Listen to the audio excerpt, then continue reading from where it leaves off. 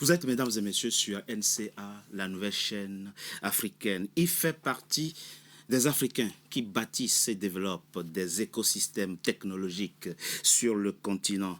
Ingénieur agronome, au départ, le docteur Isaac Bayo a visé encore plus loin en partant étudier aux États-Unis où il décroche un doctorat en économie du développement et en économétrie à Ohio State University.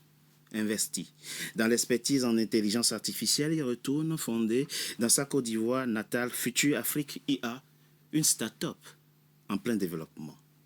Posez-lui la question si l'Afrique relèvera les défis liés à l'intelligence artificielle et il vous répondra oui, il pense même que l'intelligence artificielle sera et devra être un levier de développement durable en Afrique. Nous le recevons en personne pour en parler. Il est notre invité. Isaac Bayo, bienvenue. Merci bien. Et merci à vous d'avoir accepté notre invitation de l'ingénieur agronome à l'expert en intelligence artificielle. L'itinéraire est inhabituel. Oui, de visu comme ça paraît inhabituel, mais l'ingénieur agronome a pour responsabilité de régler, de résoudre des problèmes, d'apporter des solutions. C'est ce que je fais avec l'IA. Donc c'est juste le domaine qui a changé, mais la stratégie, le travail et les objectifs n'ont pas changé en elles-mêmes. Les objectifs n'ont pas changé en elles-mêmes. Le continent a la chance, nous avons de la chance d'avoir des entrepreneurs comme vous, des experts en intelligence artificielle comme vous, qui sont optimistes par rapport à la capacité du continent à faire face aux défis liés à l'intelligence artificielle. Mais est-ce que les pouvoirs publics, est-ce que nos États comprennent vraiment l'enjeu ou les enjeux liés à l'intelligence artificielle? Je pense qu'il y a eu un bond quand même. Si on avait eu cette conversation il y a 5 ans, j'aurais répondu froidement non. Mais il y a quand même de l'activité qui donne espoir. Des accompagnements qui sont faits, des discours qui nous réchauffent le cœur de temps en temps. Et donc il y a eu un boom dans ce sens-là. N'étant pas du côté du pouvoir public, c'est difficile pour moi de donner des détails là-dessus. Mais on sent un engouement, un accompagnement, une chaleur plus grande qu'on le sentait il y a 5 ans. Engouement, accompagnement, chaleur. Au moment où nous sommes en train de faire cette émission, la Chine vient de supprimer 12 200 filières universitaires pour accélérer la transition vers l'intelligence artificielle. Vous pensez que en Afrique, nous allons pouvoir tenir le rythme et être compétitifs dans quelques années? Stratégie très simple que Future Afrique, ma compagnie, est en train de mettre en place. On va, à partir de l'année prochaine, si tout marche bien, si Dieu permet, avoir une école primaire qui commencera du CP1 jusqu'au CM2 et après on aura un collège et un lycée qui vont s'ajouter. Mais de la même manière qu'on enseigne les mathématiques aux enfants dès le début, on va commencer à leur enseigner l'intelligence artificielle. L'intelligence artificielle ne devrait pas s'en mettre une spécialité. On doit avoir un médecin qui a des aptitudes en intelligence artificielle pour qu'il puisse faire de la chirurgie et tout ça. On doit avoir un juriste ou un avocat qui a des aptitudes en intelligence artificielle pour que son métier soit meilleur. Un journaliste qui sait, qui connaît, qui maîtrise l'intelligence artificielle pour qu'il soit un meilleur journaliste. Donc, l'intelligence artificielle, c'est vrai que c'est une spécialité qui est pointue, mais tant qu'on n'a pas compris que c'est des mathématiques de demain, c'est comme l'électricité, ça doit permettre d'améliorer les choses. On sera toujours en train de se comparer à un modèle chinois qui n'est pas adapté à notre culture. Moi, je pousse pour que ce soit une matière qui est enseignée dès le départ. Vous poussez pour que ce soit une matière enseignée dès le départ. Et vous faites bien de parler de cette école que nous souhaiterons effectivement voir émerger dans votre pays, la Côte d'Ivoire, dans une de vos interviews. Isaac Bayo, vous donniez de l'intelligence artificielle une définition qui peut être qui peut angoisser l'Africain que je suis. Vous dites, je vous cite, l'intelligence artificielle. Le but, c'est de donner le pouvoir aux machines de favoriser la prise de décision par l'homme ou même de remplacer totalement l'homme. Alors, quand est-ce qu'on peut s'imaginer, Isaac Bayo, que dans les 10 années qui viennent, peut-être même avant, qu'on est dans les plantations de cacao en Côte d'Ivoire, des robots en train de récolter, ou bien même de l'EVA? Oui, on peut se l'imaginer. Mais je vais revenir sur la définition parce que le contexte était grand. Ah, le contexte était Ouais, différent. la définition qu'on a donnée, ou bien l'intelligence artificielle va vous permettre de prendre de meilleures décisions, C'est ça, ou bien l'intelligence artificielle va faire en sorte que vous soyez remplacé. c'est ça. Parce que vous ne l'utiliserez pas, vous ne la maîtriserez pas. Vous serez remplacé par quelqu'un qui l'utilise Ah, et qui quelqu'un la d'autre, maîtrise. pas la machine elle-même. Donc, non, pas la machine. Donc, D'accord, vous avez le choix. Soit vous prenez de meilleures décisions grâce à l'intelligence artificielle, ou bien vous êtes remplacé simplement. d'accord. C'est ce que vous sembliez Voilà. dire. Mais ce que je dis n'est plus... On est loin de la... oui. Non, ce n'est pas. Ce que vous venez de déjà décrire, effectif en Chine, par exemple. c'est effectif aux États-Unis, c'est effectif dans certains pays de l'Europe, c'est effectif sur les grandes surfaces. Il y a les récoltes de maïs, les récoltes de blé se font de manière automatisée. Des véhicules sont montés automatiquement. C'est pas le cacao qu'on peut pas récolter automatiquement. Donc, ce que vous venez de décrire, c'est pas de la fiction, c'est une réalité qui devrait être la nôtre très bientôt où on va disparaître. Il y a même des États africains aujourd'hui où, lorsqu'il y a urgence vitale, une machine peut aller transporter une poche de sang d'un hôpital à un autre par drone pour éviter les embouteillages. Les embouteillages et tout ça. Donc ça se fait. On livre des médicaments par drone en Côte d'Ivoire, en Guinée. Ça se fait, je pense que c'est en Guinée même que ça a commencé. Donc ça se fait. Rwanda, etc. Et voilà. Et un des problèmes qu'on a, on a des médecins qui ne sont pas partout.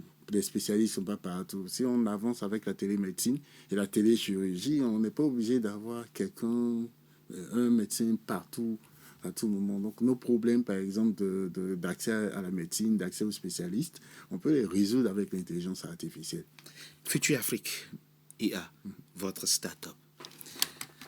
Vous êtes dans la proposition de solutions innovantes. Et vous couvrez plusieurs domaines.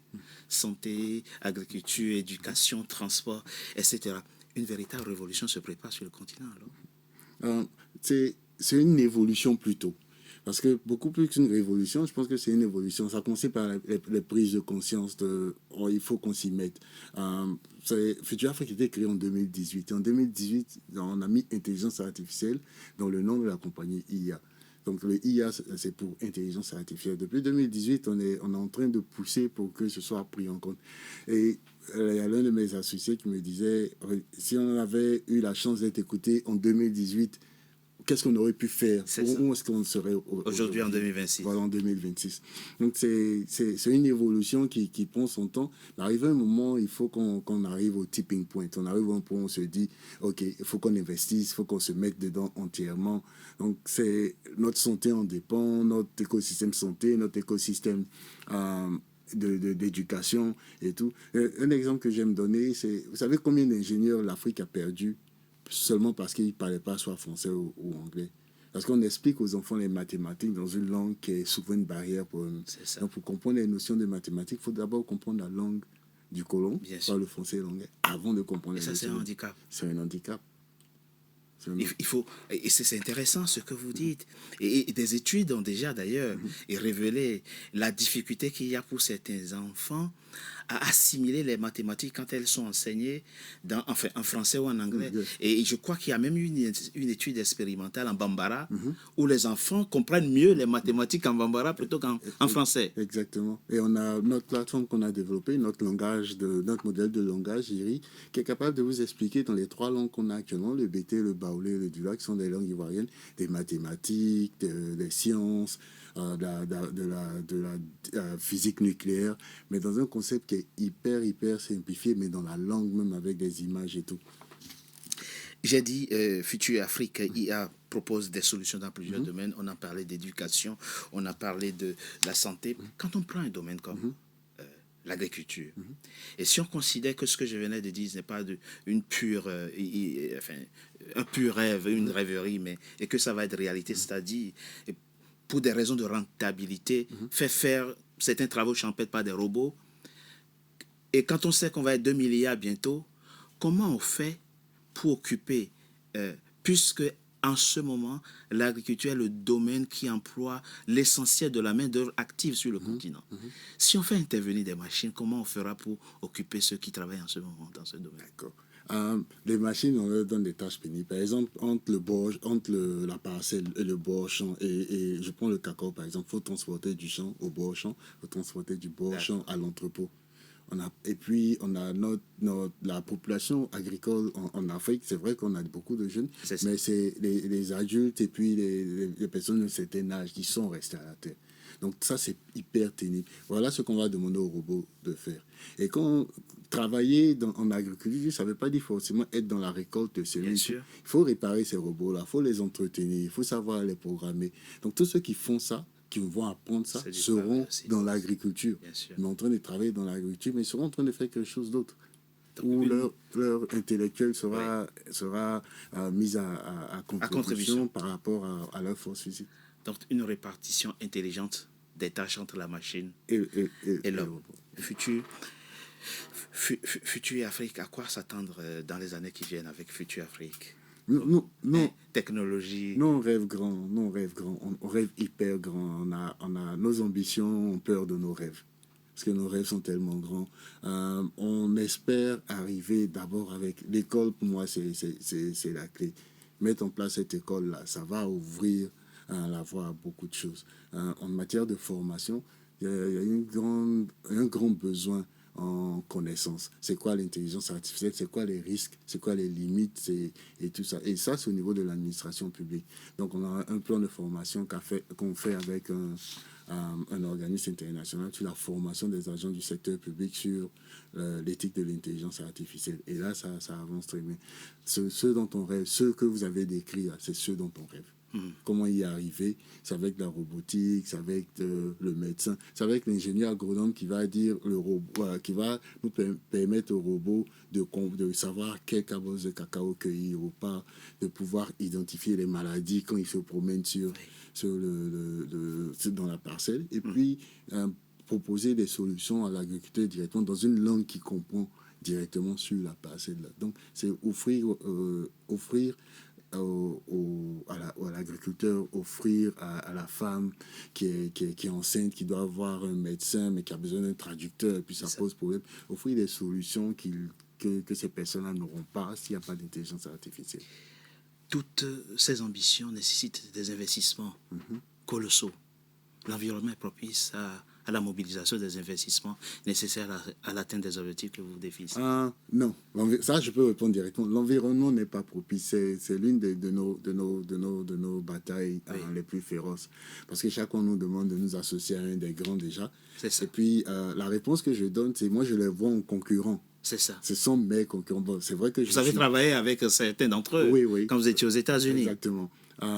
Je ne vais pas les citer ici, mais on peut si vous voulez. Mais ce sont mes concurrents. Je les vois en concurrence. Je suis plus petit maintenant, mais mon chemin dans 15, 20, 30 ans me conduira à leur niveau.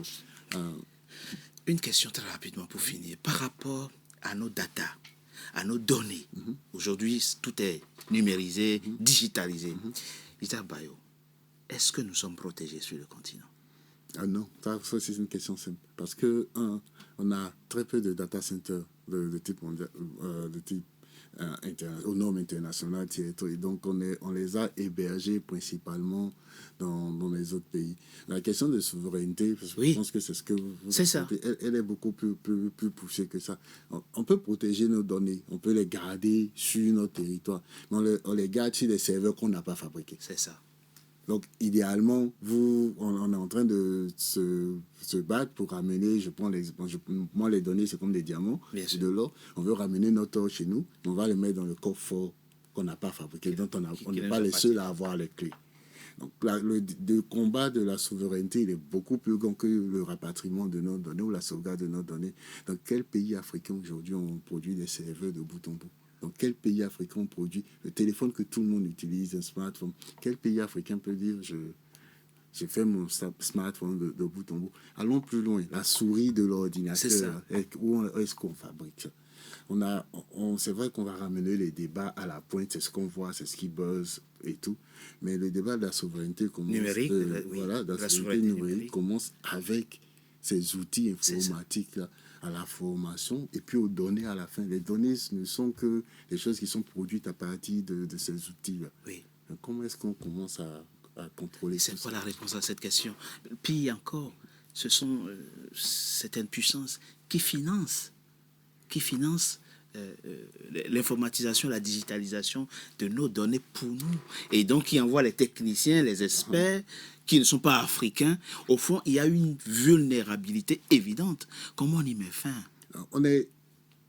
Faut que ça, c'est le pouvoir public qui décide. Qui décide aujourd'hui, quel que soit le niveau de rentabilité, mais je vais investir dans une unité d'ordinateur chez moi. Je vais faire en sorte que les smartphones qui sont utilisés soient utilisés soit des smartphones qu'on a fait nous-mêmes. Le président Trump est allé visiter la Chine. Ils ne sont pas rentrés dans le pays avec leur smartphone. C'est ça. Et tout ce qu'ils ont reçu en gadget, ils ont laissé avant de monter dans l'avion. Oui. Donc on veut contrôler notre environnement. Là. C'est des décisions comme ça, fortes qu'on prend, où on regarde plus l'impact social que l'impact économique. Après, il ne faut pas être naïf non plus. Ce n'est pas que l'Afrique qui est vulnérable. Non, on est tous. Même l'Europe est vulnérable par rapport aux Américains. Il n'y a pas de niveau de zéro vulnérabilité. C'est ça. On veut arriver à un point où on a conscience de nos vulnérabilités, où on sait c'est quoi nos faiblesses et puis comment on les maîtrise. Mais on ne pourra pas arriver à zéro. Isaac Bayo, je rappelle que vous êtes le fondateur de Futur Afrique IA, une start-up ivoirienne, mais qui est en voie de se continentaliser pour ainsi dire. En tout cas, plein succès à vous. Merci beaucoup. Merci de nous avoir invités, de nous avoir reçus. Mesdames et messieurs, c'était notre invité. Merci d'avoir été nombreux en notre compagnie. Restez fidèles à nos programmes. À très bientôt pour un nouveau numéro de notre invité.